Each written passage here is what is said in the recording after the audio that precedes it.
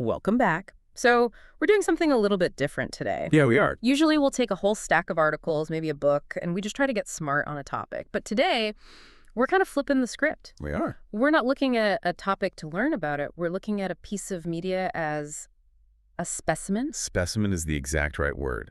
We're putting a very specific interview under the microscope. Okay, so the material we're looking at is a video. It's from a YouTube channel called Expat American. The setup is, deceptively simple. The host is a guy named Rose, an American living in Moscow. He's sitting down with his guest, Cameron Macgregor, also in Moscow. They're having coffee. It's very calm. And they're debriefing a trip Macgregor just took to Donbass. And right there, before we go one step further, I have to stop you. We need to be crystal clear about our mission here. Okay. If you are listening to this deep dive to get an update on the war in Ukraine, this is not that discussion. Right. We aren't analyzing this to learn about the war. No. We are analyzing this interview to build a tool. I mean, we are living in an era of absolute information overload. And a fire hose. It is. You open your phone, you scroll, and you're just hit with 1,000 different takes on what's happening.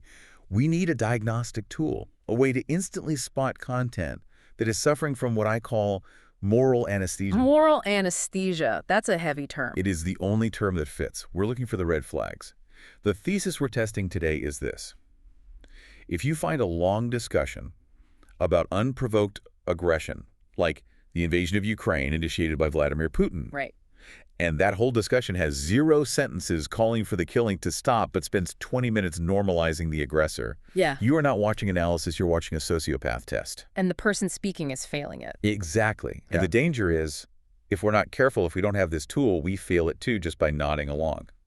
So let's look at the players, because on the surface, this video is incredibly disarming. They're not yelling. They look like two guys discussing, exchange rates. That's why it's such a perfect specimen. The danger isn't the screaming guy in the comments. It's the calm, rational voice explaining why the destruction of a city is actually just a fascinating geopolitical trend. Okay, so let's break down the guest, Cameron Macgregor. He introduces himself as an investor, a YouTuber. Yeah. His channel is called Neo-Masculinity.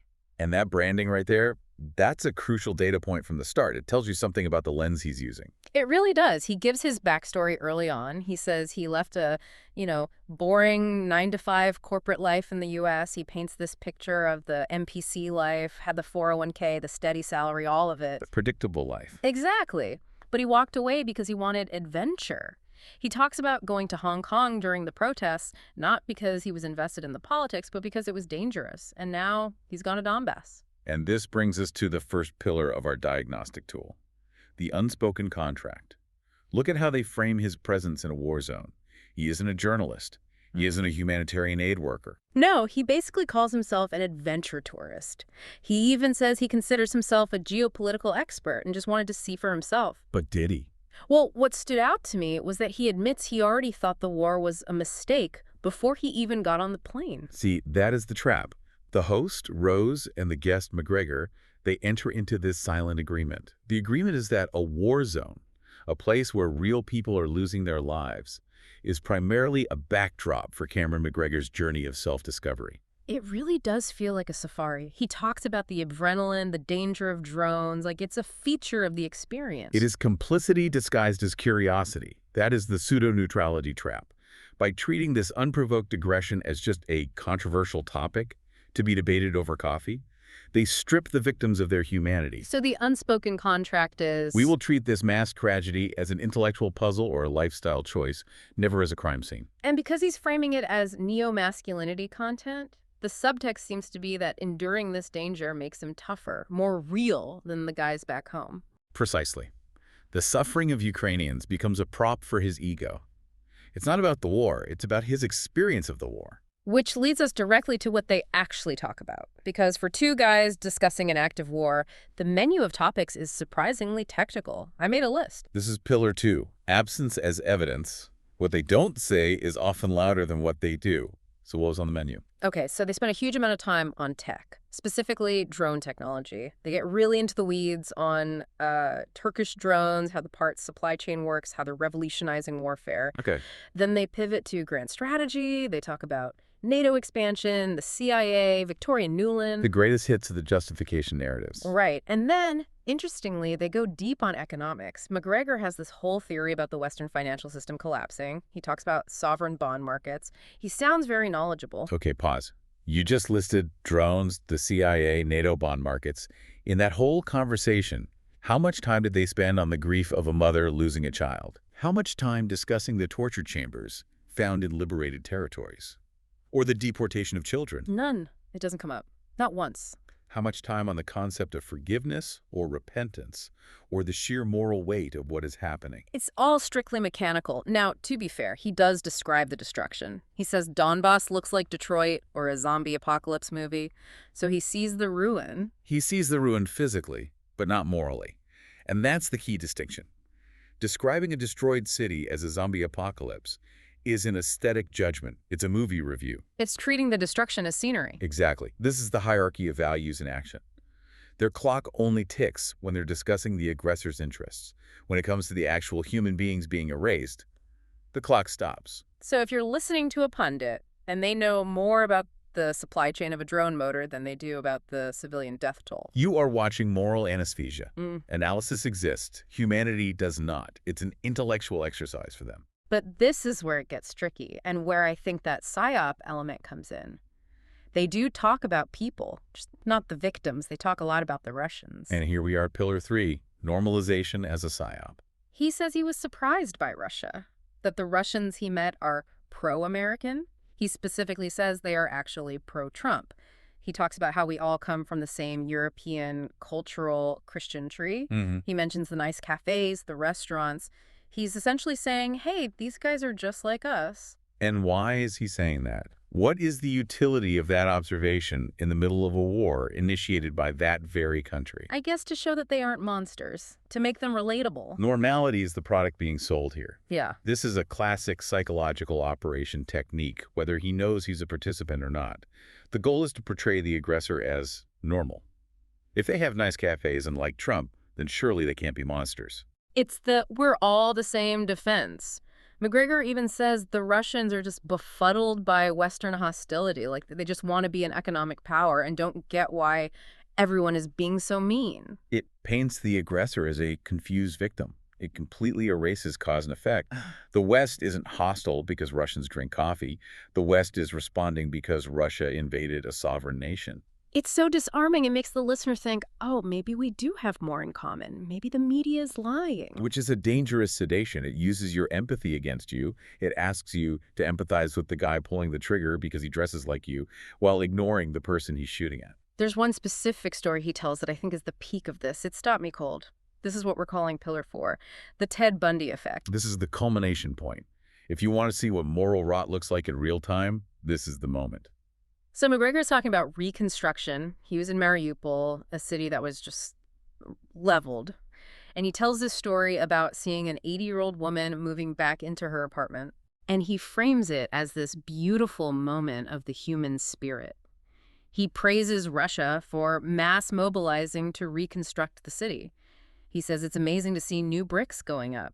He frames it as Russia allowing people to self-determine. He is praising the arsonist for planting flowers while the fire is still smoldering. It's the framing that gets me. Self-determination. As if moving back into the ruins of your home under military occupation is a free choice. Let's just use the analogy. Imagine you walk into an apartment. It's freshly painted. There's new furniture. The host is charming. He points out the new crown molding. Okay. But, you know, for a fact that the previous tenants are buried under the floorboards because the host put them there. That is a horrifying image. That is the Ted Bundy effect. Ted Bundy was charming, he was normal. If you focused on his interior design or his manners, you missed the monster. Macgregor, praising the new bricks in Mariupol, is reviewing the renovation of a crime scene. He's focusing on the infrastructure of the occupation and ignoring the fact that it is an occupation. It is worse than that. He's using the victims, like that 80-year-old woman, as props to validate the occupier. Look, she came back. She must love Russia. No, she came back because she is 80 and has nowhere else to go. Wow. Praising the human spirit of a victim returning to a ruin created by the very people now paving the streets? Yeah. That is not nuance. That is moral rot. Normality in this context is not a defense. It is camouflage. It really makes you question what reconstruction even means in that context. It means erasing the crime.